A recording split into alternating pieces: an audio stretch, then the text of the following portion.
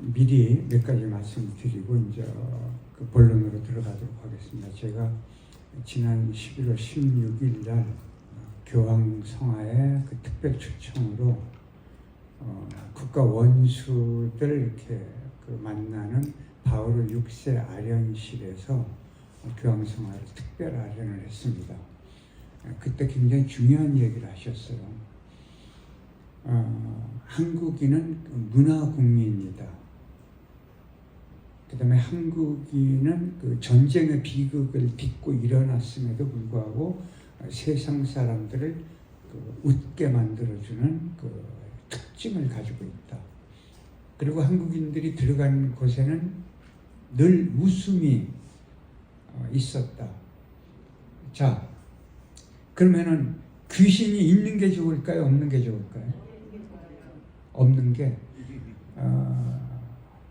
쓸데없는 귀신, 나를 속삭이는 귀신. 그러니까 이 귀신은 왜 나타나느냐면요, 혼자이거나 어둡거나 겁을 냈거나 걱정이 많거나 그러면 귀신이 나타나는 겁니다.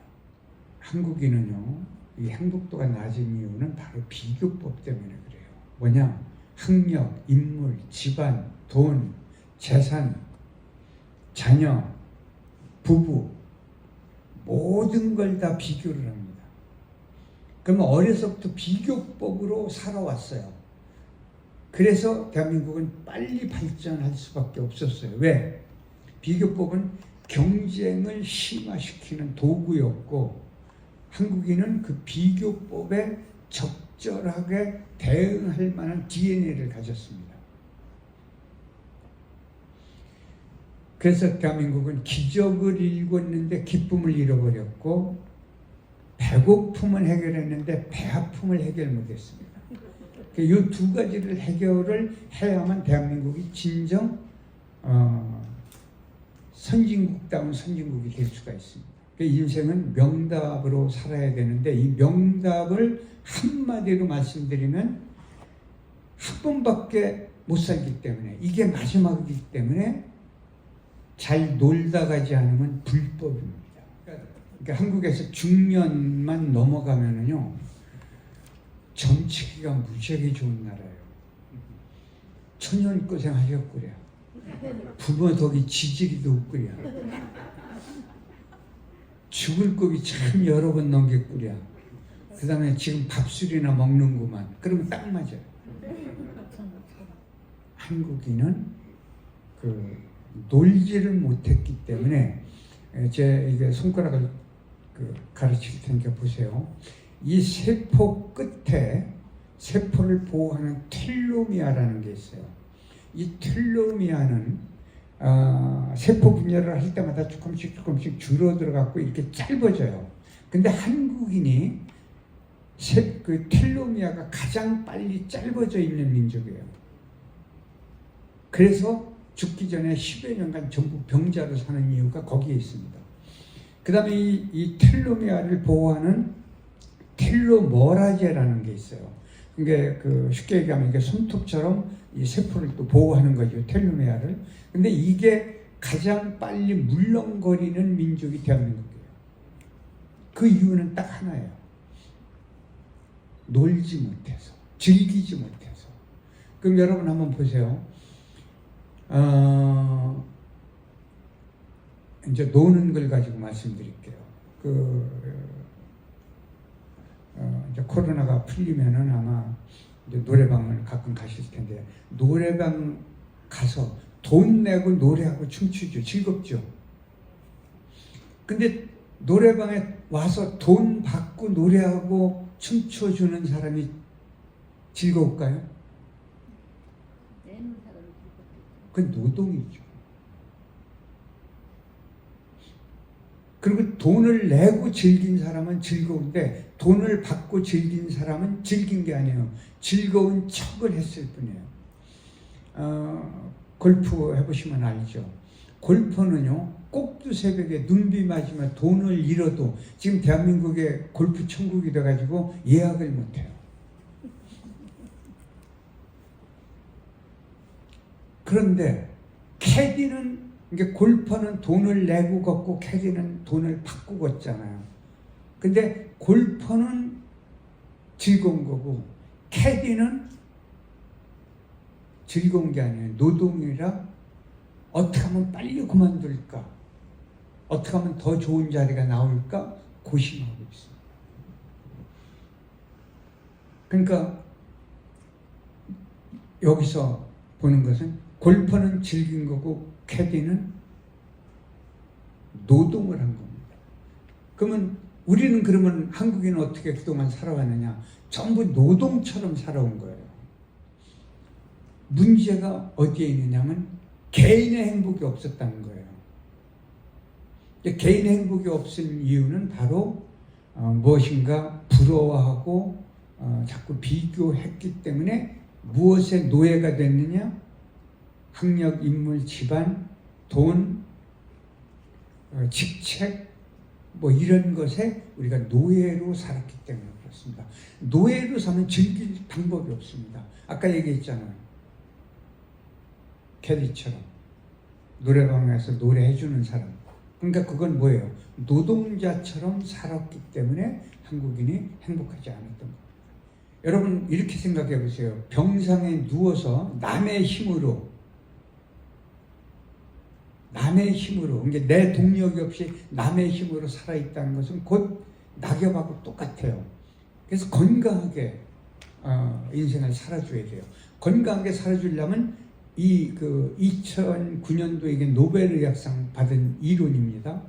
이 텔로미아가 짧아졌기 때문에 온갖 병에 시달리고 말하자면 죽기 전에 10여 년간 병자로 사는데 이 텔로미아가 늘어나는 방법, 튼튼해지는 방법, 텔로머라즈가 튼튼해지는 방법이 있다라는 게 현대 과학으로 밝혀져 가지고 지금 생쥐 실험은 이미 끝났습니다. 라파마이신이라고 있어요. LAPA-마이신. 이걸 주입하거나 텔로머라제를 주입하면은 생쥐가 보통요 쥐가 20개월이 되면 사람 나이로 60이랍니다.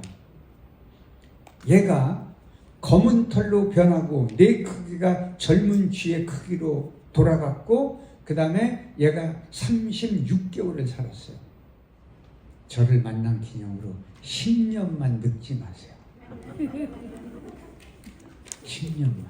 그러면은 그 주사제가 지금 거의 완성 단계에 와 있어요. 지금 이제 곧 인체 실험에 들어가는데, 근데 우리는 어디로 진화해야 돼요? 건강하고 즐겁고 재밌고 신나게 사는 대로 진화해야 돼요. 위험할 수도 있지만 앞서가는 사람의 인생이 지혜로운 사람, 잘 사는 사람, 현명한 사람, 존중받는 사람이 되는 겁니다. 여러분 오늘 댁에 가셔서 이따 식사하시고 초침 있는 시계를 놓고 양치질 한번 해보세요. 양치질 3분 무지하게 길어요. 그런데 꼭 해야 할 양치질은 3분이 그렇게 긴데 안 해도 그만인 거 있죠. 노래방에 가서 노래할 때는 1시간이 짧아서 맨날 연장해요. 양치질은 재미가 없어서 3분이 길고 노래방은 재미가 있어서 1시간이 짧은 겁니다. 그러니까 이제 결론이 나온 거죠. 잘 놀다 가자 이거죠. 그러면 잘 놀려면은요, 행복이라는 것은 괴로움이 없는 사람, 자유로운 사람, 건강한 사람이에요. 요 세 마디예요. 생각의 쓰레기는 버려야 돼요. 지금 보세요. 꽃은 받고 싶었고 쓰레기는 받기 싫었잖아요. 근데 이거 말로만 한 거잖아요. 말로만 했는데도 꽃은 받고 싶고 쓰레기는 받기 싫었어요. 그러니까 여기서 우리가 얻어내야 할 것은 생각의 쓰레기를 버려야 돼요. 어디서 꽃이 오면은 제가요 나가면서 이거 밑에 한 1cm쯤 잘라서 꽃병에 빨리 꽂아주세요 하고 이제 나가잖아요. 그럼 제 뒤통수에다 대고 뭐라고 하는지 아세요? 아유, 저건 며칠 지나면 쓰레기인데 과일이나 한 상자 갖다 주면 얼마나 좋을까 그래요. 저는 바쁘니까 낮에 갔다가 밤에 와서 불빛에서 꽃을 보잖아요. 그분은 종일 생활을 보잖아요. 그럼 그걸 즐기는 게 아니고 그 양반은 뭐예요?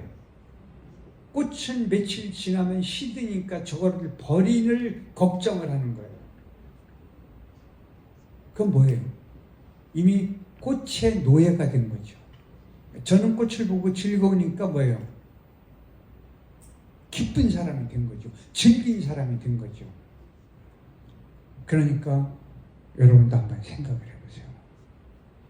내가 지금부터 내 인생을 어떻게 갈고 닦아야 할 것인가를 생각해 보면은 자유로운 사람이 돼요. 그러니까 이제 인생에서 가장 중요한 것이 뭐냐면 괴로움이 없고 자유롭고 건강한 건데, 괴로움을 없애려면 가장 쉬운 방법은 내가 자유인이 되는 거예요. 자유인이 되려면 내가 온 우주 역사상 오로지 달랑 하나밖에 없는 존귀한 기적을 일군 기가 막힌 존재라는 걸 인정해야 돼요. 그러니까 이제 마지막 그 로츠에 도착해서 이제 내려가야 돼요. 근데 거기 갔는데 그 후배가 뭐라 하냐면, 형님, 이 마지막 빈벽을 한 번 더 올라가야 됩니다. 너 머리끄댕이 다 잡는다? 내가 여기까지 온 것만도 분해 죽겠는데, 그래서 형님, 지금까지 본 게 뭐가 있습니까? 지금 본 게 없어요. 왜냐면 앞만 보고 가요. 이제 미끄러지면 남들 이제 죽이는 거예요. 나를 떠밀고 와야 되거나 수천만 원을 들여서 헬기를 불러야 돼요.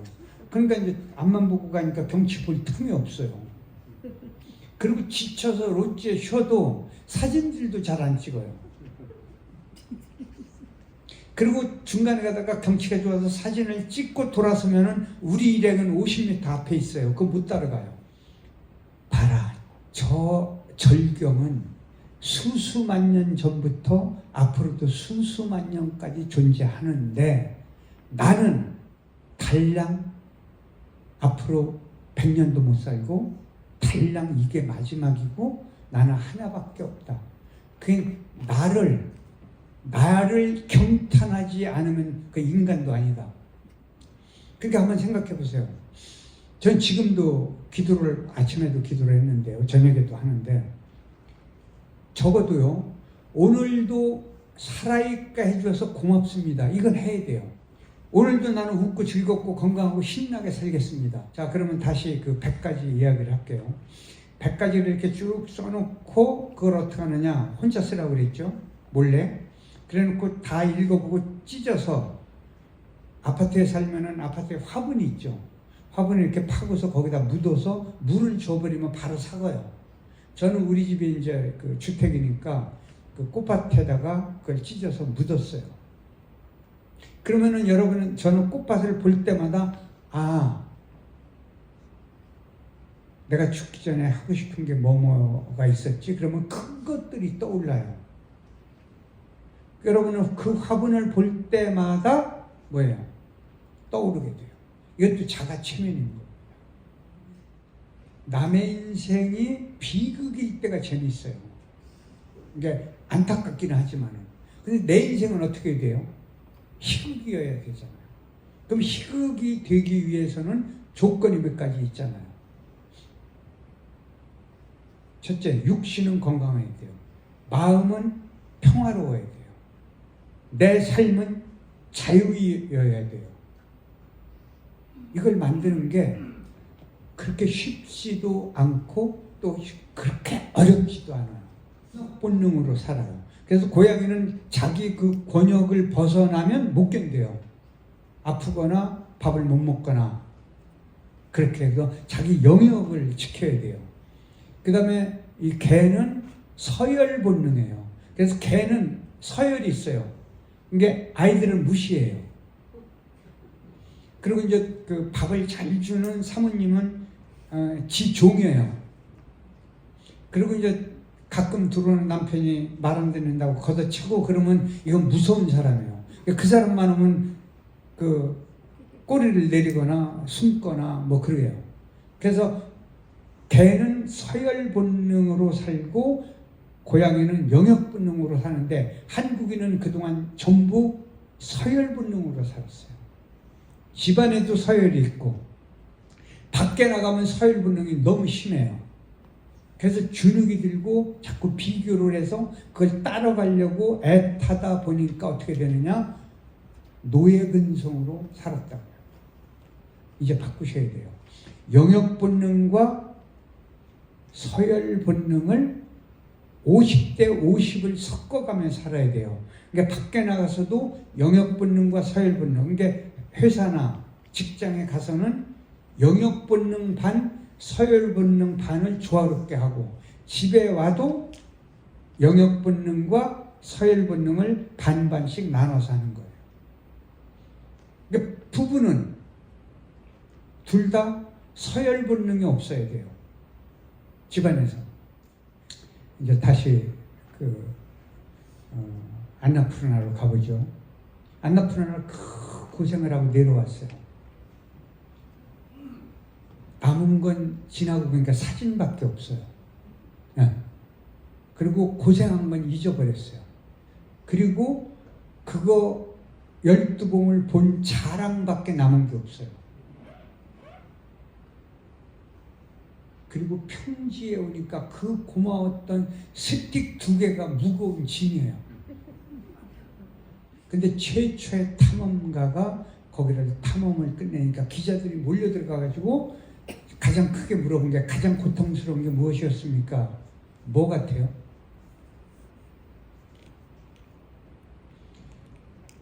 신발 속에 이게 발가락에 끼어 있는 모래 한 톨이었습니다.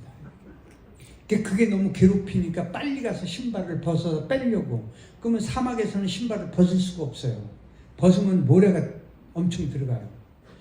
그러니까 이 모래 한 톨 때문에 빨리 목적지에 도착해서 이거 풀고 싶어서 속력을 냈다는 거죠. 우리 인생도 마찬가지예요. 여러분, 마음 속에, 육신 속에 모래 정도가 아니에요. 바위가 앉아있는 사람도 있고, 모래가, 새구치가, 새구창이가, 칼날이, 별게 다 앉아있어요.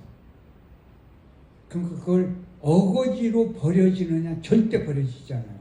왜? 그게 꼭 필요할 때가 또 생깁니다, 인생은. 그래서 살살살 달래가지고 데려가야 돼요. 그래서 인생은 늘 잘 이렇게 끌어안고 가야 됩니다. 이게 자유인의 특징 중에 하나입니다.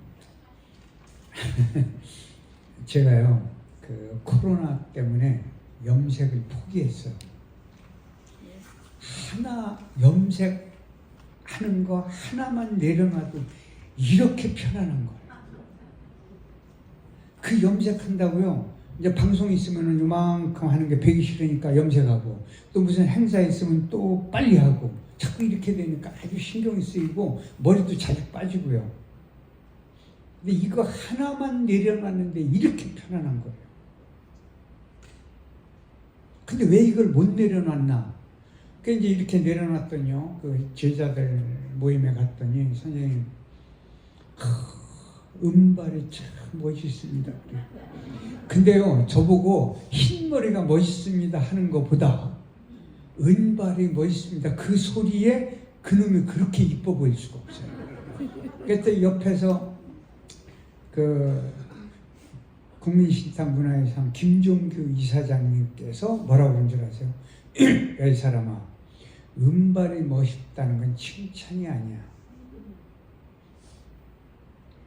선생님은 은발의 홍안이십니다. 여기까지 가야 칭찬이야. 그 얘기를 들으니까요, 제가 은발이 되길 잘했구나. 여러분 보세요. 누가 저보고 그래요. 와, 10년 전보다 더 젊어졌습니다. 거짓말인 걸 뻔히 알면서 화장실에 가서 거울 보면요, 제가 정말 젊어져 있어요. 정말로 젊어져 있어요. 근데 이제 시골에 김홍식 문학관 논산에 가면은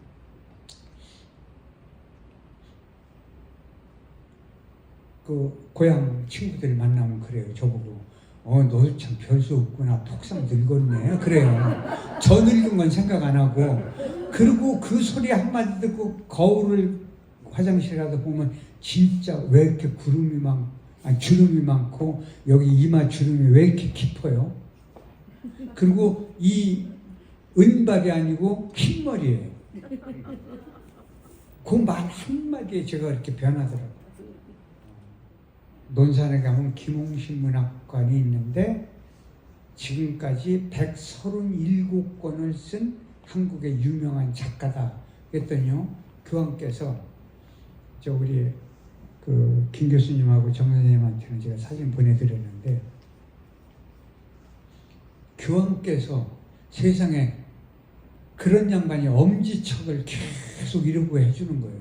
그러면 이 엄지척 사진이요, 너무 황홀한 거예요. 그래서 사진을 집에 오자마자 그게 금방 구입을 못해요. 며칠 걸려서 구입을 해가지고 그걸 확대해서 큰 사진을 만들어 오라고 했어요. 교황께서 이거 엄지척. 이게 교황께서 세상에 엄지척을 할 일이 없잖아요. 근데 그걸 하시더라고요. 근데 마지막에 저한테 하신 말씀이 항상 웃으며 사세요. 이거예요. 그 영화를 이렇게 만든 후배가 논산 김홍신 문학관을 지어줬어요. 그래서 이 친구가 본래 불자예요. 불자인데 김수환 추기경님 영화를 만들면서 김수환 추기경한테 반해버린 거예요. 그래서 저한테 개종하겠다. 그래갖고 주지 스님을 찾아가서 개종해도 좋습니까? 그랬더니 스님이 얼마든지 편하게 해라.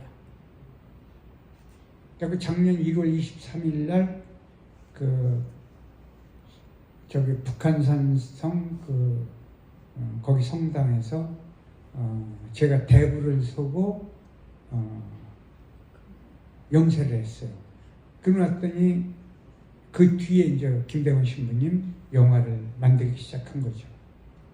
그 덕에 이제 저희들이 교황 생활을 뵐 수가 있었던 거예요. 그러니까 여기서 왜 이 말씀을 하느냐면 이 시절 인연이 인생에서 가장 중요한 거예요. 그러니까 인연과라고 하잖아요. 인이라고 하는 것은 씨앗이고 연은 밭이고 과는 열매예요. 그러니까 사람은요, 인연을 잘 맺으면 살맛이 나고 인연을 잘못 맺으면 그 인생은 불행해지는 거예요. 그러니까 저는 정말로요, 시절 인연을 잘 맺었기 때문에 지금 여러분 앞에서 이 말씀을 드릴 수 있는 거예요. 제가 작년 12월에 코로나 델타로 응급실에 갔다 음압실에 갔다 퇴원을 못하고 일반 병실에 가서 있고 20 며칠을 거의 죽을 고비를 넘겼어요. 그것도 인연을 잘 맺었기 때문에 제가 살아나올 수 있었던 거예요. 지금 여기에 온 것은 바로 우리 정 선생님하고 인연 때문에 여러분을 만날 수 있었던 거예요. 그러니까 인연을 한번 보세요. 우리가 옷깃만 스쳐도 인연이라고 그랬죠. 옷깃이 어디 있어요? 이건 옷 자락이고 이건 소매 끝이에요. 옷깃은 가슴과 가슴 사이에서 한복을 생각해 보세요. 그럼 옷깃 스치려면 어떻게 해야 돼요? 끌어안아야죠. 여러분 잘못 끌어안으면 어떻게 돼요? 그렇죠? 그러니까 뭐냐면 이게 깊은 뜻이 스며 있는 거예요. 옷깃만 스쳐도 인연이라는 것은 옷을 이야기하는 게 아니고 마음과 마음으로 끌어안아주는 사람, 이게 인연인 거예요. 그래서 여러분 시절 인연을 내 인생의 화두로 삼아야 돼요. 그것처럼 소중한 게 없어요. 내가 죽었을 때 나를 위해서 정말로 눈물을 흘리면서 슬퍼줄 사람이 몇 명이 있나라는 걸 생각해 보세요. 이게 던바의 법칙에서 나와요. 통곡하며 울어줄 수 있는 사람 5명이 있으면 이 사람은 진짜 잘 산 사람이라고. 저들 모임에 자주 나오는 그 이종상 화백이라고 계신데, 여러분 5만 원권, 5천 원권의 초상화를 그린 분이에요. 살아있는 생존 작가 중에 최고의 초상화 작가죠. 근데 그분이 마지막에 그걸 그렸는데 저한테 늘 하시는 말씀이, 죽어도 이제는 저걸 안 그리겠대요. 그 영정은 그리지 않겠대요. 죽은 사람은 건 그리지 않겠대요. 근데 저도 그리지 마세요. 그분이 마지막 그린 것이 지금 강진에 가면 녹우당이라고 있어요. 거기에 가보면은 고산 윤선도 선생의 영정이 있어요. 후손들이 찾아와서 애원해도 거절하다가 너무 간곡하게 얘기하니까 좋다. 내가 하자는 대로 하면 그리겠다. 약속을 받고 강진에 내려가요. 아마 그 해남일 거예요. 거기는. 거기에 400여 년 된 무덤 3개를 파헤쳤습니다. 왜 파헤쳤느냐면, 고산 윤선도 선생은요, 작은 집에 둘째 아들이에요. 큰 집에 아들이 없으니까 옛날엔 제사 때문에 작은 집에 큰아들 말고 작은 집에 둘째 아들 윤선도 선생을 큰 집으로 양자로 해서 호적을 바꿨어요. 이게 친아버지, 어머니, 형이 따로 있어요. 그 세 무덤을 파헤쳤더니 운이 좋게 유골이 조금 나왔어요. 그것을 DNA 검사했더니 어머니는 북방계열, 아버지는 남방계열이었어요.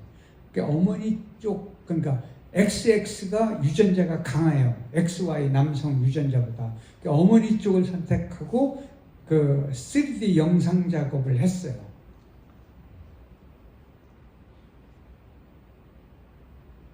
(3D) 영상 작업 아시죠? 이렇게 영상이 천연으로 쫙 나오죠. 그리고도 못 그려요. 그래서 이제 어부사시사, 오후가 등을 낭송하면서 몇 개월 동안 절만 해요. 이걸 초혼이라고 그래요. 혼을 불러드리는 거예요. 그러니까 이게 책을 앞에 놓고 절방석을 놓고 향과 초를 켜놓고 절을 해요. 초혼, 혼을 불러드리는 거예요. 그 몇 달 동안 했더니 이제 진짜 영상이 분명히 떠올라요. 그때부터 영상이 떠오르는 것을 접신이라고 그래요. 신을 접했다 이거죠. 그래서 그리는 데만 4년이 걸렸습니다. 후손들에게 통보하니까 후손들이 와서 보고 탐복을 해요. 근데 초상화를 못 가져가요. 왜? 이 화백이 쓰러져가지고 못 일어나요. 그럼 이건 병원에 가서 치료할 일이 아니거든요. 본인이 치료해야 돼요. 어떻게 하느냐? 초상화를 놓고 이제 떠나십시오 하고 향과 초를 켜놓고 방석에다가 며칠 동안 절을 해요. 이게 뭐냐면 첨배례라고 하는 거예요. 이 첨자가 그 첨성대의 첨자예요. 이게 눈목변의 이 말씀언어로 끝나는 첨성대의 그 첨이 뭐냐? 성은 그 별이죠. 밤하늘의 별을 우러러 올려다보는 대가 첨성대예요. 첨자는 우러러 올려다볼 첨자예요. 첨배례, 배자는 그 절한다 할 때 배자예요. 그래서 떠나십시오 하고 절을 며칠 했더니 탁 떠나서 화가가 떠났지만 화가는 쓰러져서 이제 못 일어나요. 그래서 후손들이 그 초상화만 모시고 가서 100여 명이 모여서 봉안식을 올리고 기념 촬영을 하는데 사진 작가가 놀래요. 뭐냐? 100여 명인데 전부 남성들이죠. 100여 명의 얼굴이 뒤에 초상화 한 장의 몽타주로 완성된 걸 발견한 겁니다. 그럼 이걸 입증할 수 있는 이야기가, 여러분들 왜 외국 여행을 가보시면 이렇게 쓱 보니까 저거 한국인 같아. 그럼 거의 한국인이죠. 그렇죠? 또 여러분 애들 운동회 할 때 한번 가보세요. 얘는 이 집 자식이구나. 이 집 자식 거의 맞춥니다. 물론 요즘 젊은 엄마들 약간 어렵다고는 해요. 손대가지고. 그래도 거의 맞춰요. 자, 두 번째, 이걸 옛 임금의 초상화를 어진이라고 그러죠. 어진을 그린 화가는요, 죽을 때까지 화가가 아니에요. 화사라고 불러줘야 돼요. 스승사자가 붙어요. 화사가 돼요. 왜냐? 여러분, 왕의 초상화를 잘못 그리면 죽일까요? 살릴까요? 죽입니다. 불경죄예요. 대불경죄예요. 근데 이 화가는 왕의 얼굴을 본 적이 있을까요? 없을까요? 없어요. 신분 차이 때문에 궁궐에 가서 볼 수가 없어요. 대신 특혜를 딱 한 번 줘요. 궁궐에 가서 임금님이 계신 쪽을 향해서 절만 한 번 하고 와요. 집에 와서 궁궐 쪽을 향해서 향과초를 켜놓고 1년이건 2년이건 3년이건 절만 해요. 떠오를 때까지. 그래서 완성하면 가지고도 못 들어가요. 궁궐에서 어사가 파견이 와서 어질만 풍악을 울며 모시고 들어가면 화가가 쓰러져요. 목숨이 걸렸기 때문에. 그럼 며칠 동안 궁궐에서 대소신료와 가족들이 품평회를 해요. 그리고 며칠 뒤에 어사가 다시 와요. 죽이러 오거나 상을 내리거나. 근데 상을 내리면서 어명이 전하는데 기가 막혀요. 갸륵하도다. 용안을 보지도 않고 어떻게 똑같이 그렸냐 이거죠. 무슨 얘기 아시겠죠?